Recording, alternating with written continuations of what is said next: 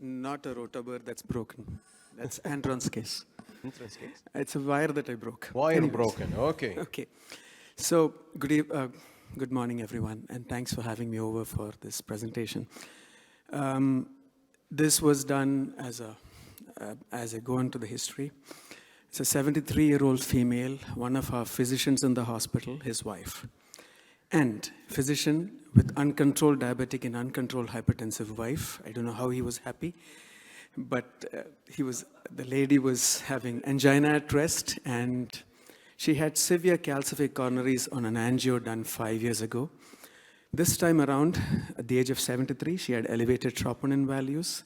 She also has severe cervical spondylosis, lumbar disc disease. This has a bearing on what I have to say next. She had some inferior wall changes, and the repeat angio showed progressive disease in the circumflex and the RCA. So quickly going through the first, you can see the vessels. The RCA, that is not a stent in the proximal RCA because this lady has only been touched by me. So there is no stent in the RCA as of now. You can see plenty of calcium in the proximal and distal part. Probably a very tight stenosis in the mid-distal and just before the PDA. Circumflex, also severely calcified, LED also full of calcium. There was tight stenosis in the circumflex. We decided to go and atheroablate and then go ahead. I'm not a big rota fan, but I'm a big fan of the CSI. So this is a CSI atherectomy, orbital atherectomy thing going in.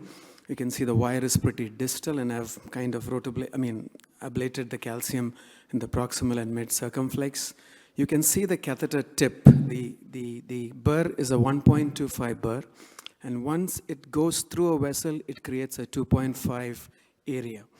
So generally a very controlled, and it's an easy device to use compared to the rota burr. In my own experience, the tip kind of goes through, and this is very nice. And at the end of the circumflex, we were able to deploy good stents, 2 stents, one distally and one proximally, and get into a very good result for the circumflex.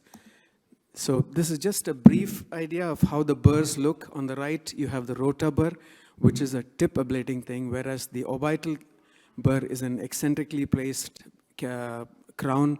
It's just a ring that ablates and orbitally ablates.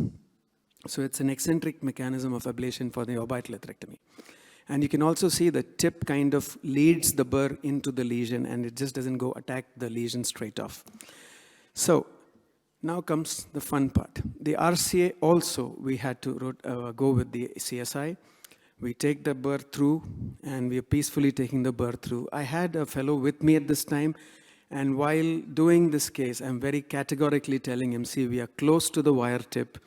This is exactly the place when the burr will jump and will nip the wire. In fact, I predicted this would happen to the guy.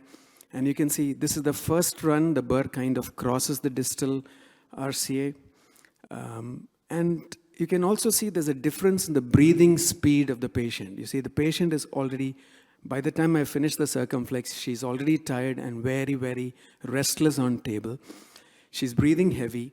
And by the time I'm here, something has happened and my wire has moved a bit back. Now you can see the burr is now going close to the radio-opaque marker. It is going there. I know it's going to cut. I know it's going to cut. And then finally, the burr does jump, and it will go and cut.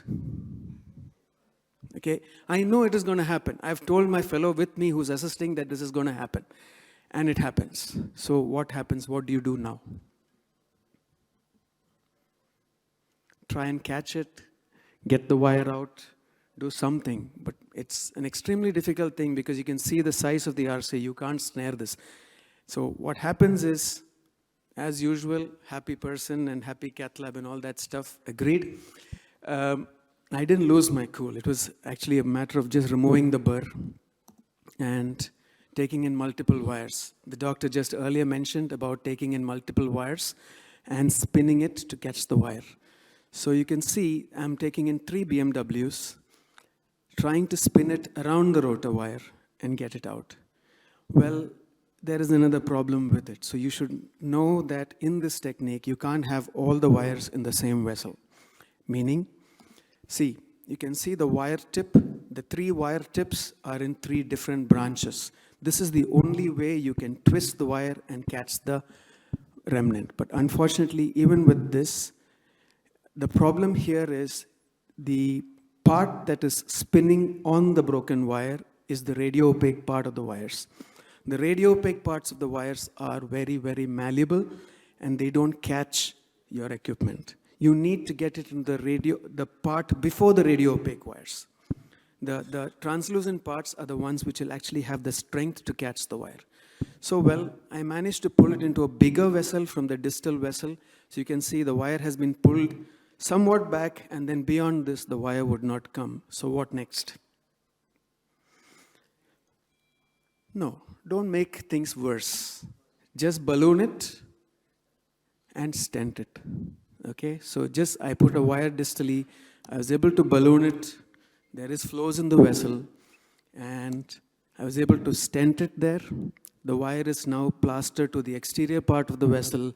The stent is on the interior. I have retained flows. The proximal RCA was also stented. And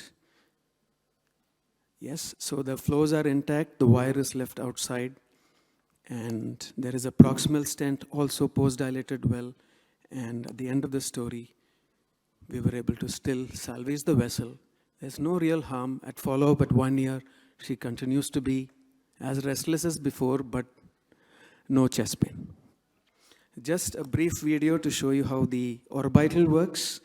This is how the orbital atherectomy works. It kind of bursts the lesion at 2 points, and it just goes through. There are 2 speeds for the orbital.